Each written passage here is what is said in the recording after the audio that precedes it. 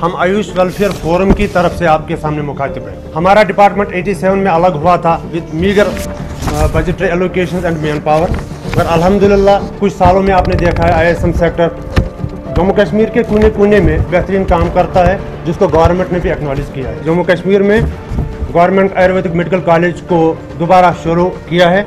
हम उम्मीद रखते हैं कि गवर्नमेंट यूनानी मेडिकल कॉलेज कश्मीर में भी जल्द अज जल्द शुरू हो, ये हमारी डिमांड है। आयुष वेलफेयर फोरम हर उस इनोवेटिव और बेहतरीन कदम की तारीफ करेगी जो भी हायर अथॉरिटीज़ मुनासिब समझते हैं बेहतरीन पेशेंट केयर देने के लिए। आयुष वेलफेयर फोरम एक्नॉलेज करता है जो डिपार्टमेंट में पिछले कुछ सालों से तरक्की हुई है, जिसमें 2 मेडिकल कॉलेज बने, एक 50 बेड वाला यूनानी अस्पताल बना, एक 50 बेड वाला इंटीग्रेटेड आयुष अस्पताल हॉर्वन में बना, और उसके अलावा हर जिला अस्पताल में 24 आयुष यूनिट्स काम करते हैं। हमारी स्ट्रॉन्ग डिमांड है कि 24 आयुष यूनिटों में जहां 20 से 25 लोगों की ज़रूरत है, इनके लिए क्रिएशन ऑफ स्टाफ हो जाए ताकि कोई भी फील्ड इंस्टीट्यूशन सफ़र ना करे। यूनानी अस्पताल शालटेंग के लिए डिपार्टमेंट ने पहले ही शायद प्रपोजल्स भेजी हैं। हम सरकार से ये गुजारिश करते हैं, स्ट्रांगली रिक्वेस्ट करते हैं कि जो भी वहाँ पे स्टाफ ज़रूरत है, जितने भी OPDs वहाँ चलाने हैं, उसके लिए हमारी सरकार जल्द अज जल्द इक़दाम उठाए।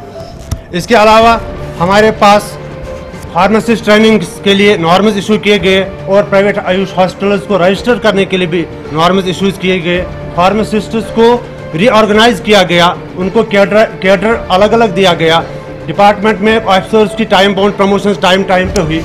आयुष वेलफेयर फोरम इन सारी चीज़ों को एहतराम करती है, मगर आयुष वेलफेयर फोरम ये भी चाहती है कि रेशनल ट्रांसफ़र पॉलिसी पे अमल किया जाए। 2 साल के बाद हर एक ऑफिसर को, हर एक ऑफिसर को अपने ओहदे से अपनी जगह से दूसरी जगह तब्दील किया जाए।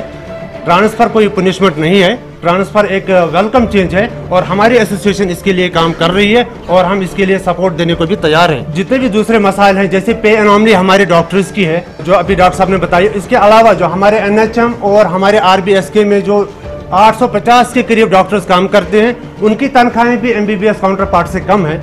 हम मीडिया को इसलिए चाहते हैं कि आपकी ताउन से ये बात सरकार तक पहुंच जाए कि काम तो बराबर करते हैं, डिग्री के हिसाब से, प्रोफेशन के हिसाब से, क्वालिफिकेशन के हिसाब से, और रात दिन भी काम करते हैं हमारे पेरिफेरीज में, उनके लिए बराबर तनख्वाह हो, उनकी रेगुलराइजेशन का इंतजाम किया जाए, सारे डॉक्टर्स के लिए रूरल अलाउंसेस दिए जाए और एक बेहतरीन कंक्रीट रेगुलराइजेशन पॉलिसी उनके लिए मरतब किए जाए। ये हमारी डिमांड है।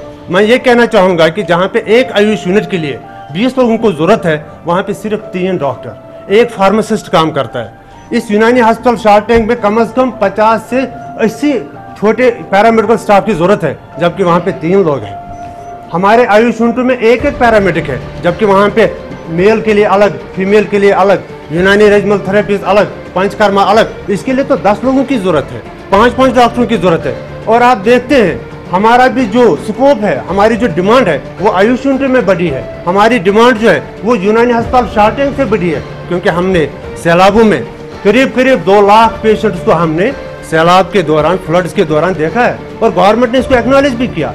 गवर्नमेंट ISM डॉक्टरों के काम को सराहती है। Honourable governor of the state his excellency has given us appreciation certificates. ISM doctor बहुत अच्छा काम करते हैं।